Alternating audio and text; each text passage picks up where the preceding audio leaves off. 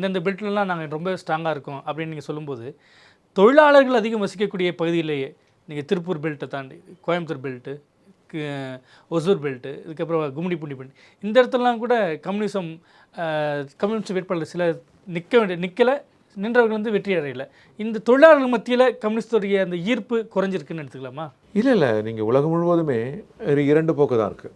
ஒன்று வலது கருத்தியல், இடது கருத்தியல். இடது கருத்தியல் வந்து கம்யூனிஸ்டுகள், அவர்கள் முன்மொழிவது சோசியலிசம், கம்யூனிசம். இதற்கு நேரெதிரான வலது கருத்துக்கள் என்பது சோசியலிசம் கூடாது, கம்யூனிசம் கூடாது, அதாவது சமதர்மம் கூடாது.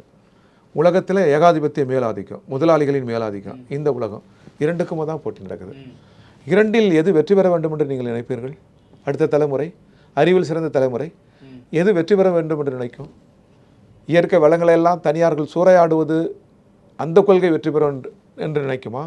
இயற்கை வளங்களெல்லாம் அடுத்த தலைமுறைக்கானது, அதை பாதுகாக்க வேண்டும் என்று சொல்கிற சோசியலிசத்தின்பால் அடுத்த தலைமுறை நிற்குமா? ரெண்டு கேள்வி இருக்குது. வரலாறு எதை தனதாக்கி கொள்ளும்? இயற்கை வளங்களெல்லாம் மக்களுக்கும் நாட்டுக்கும் சொந்தம் என்பதுதான் அறிவுடைமை, அதான் அறிவியல். இயற்கை வளங்களெல்லாம் தனியார் மடியில் இருப்பது என்பது அறிவுடைமை அல்ல. இயற்கை வளங்களை சூறையாடுவது என்பது பகுத்தறிவு அல்ல. ஆனால் இன்றைக்கு சூறையாடுகிறார்கள் முதலாளிகள், உலக முதலாளிகள், நாடு கடந்த நிறுவனங்கள் சூறையாடுகிறார்கள். இதற்கு எதிரான பெரும் போரை தொடுக்கிற கருத்தியல் எது? கம்யூனிஸ்ட் கருத்தியல் தான், சோசியலிஸ்ட் கருத்தியல் தான். அப்போ இந்த கருத்தியலில் எது சரி என்பதை அடுத்த தலைமுறை உணராதா?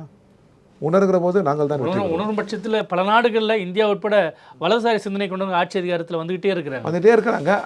அங்கே எது மாற்று? கண்டிப்பாக அதுக்கு நேர் எதிரான சிந்தனை, இல்லாட்டி சரியான சிந்தனை எதுவோ அதான் மாற்று. அப்போ நீ காசாக்கு எதிராக இன்னைக்கு ஐரோப்பா முழுவதும் போராடுகிறார்கள், அது என்ன சிந்தனை? இடது சிந்தனை தானே அது. ஐரோப்பாவினுடைய பல்கலைக்கழகங்களில் மாணவர்கள் வெற்றி பெறுகிறார்கள், யார் அவர்கள்? இடதுசாரிகள் தானே. உங்களுக்கு இந்தியாவில் இருக்கிற பல்கலைக்கழகங்களில் மாணவர் சங்க தேர்தலில் வெற்றி பெறுகிறார்கள், யார் அவர்கள்? இடது சிந்தனை தானே அவங்க. அம்பேத்கர் கருத்தியலும் தந்தை பெரியார் கருத்தியலும் என்ன? இடது சிந்தனையோடு நெருங்கி வருவது தானே. இந்த ரெண்டு கருத்தியலை தாண்டி போக முடியுமா நீங்கள்? ஏன் காந்திக்கே இடது சிந்தனை இருக்கிறது. காந்தியினுடைய சூழல் அரசியல் இருக்குது பாருங்க, இயற்கையை பாதுகாக்க வேண்டும் என்கிற அரசியல் இடது சிந்தனை தான். அது மார்க்ஸ் முன்மொழிந்தது தான்.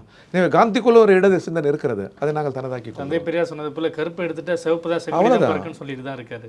காலம் கொஞ்சம் கடந்து போகலாம், ஆனால் அடுத்த தலைமுறை மீது எங்களுக்கு நம்பிக்கை இருக்கு.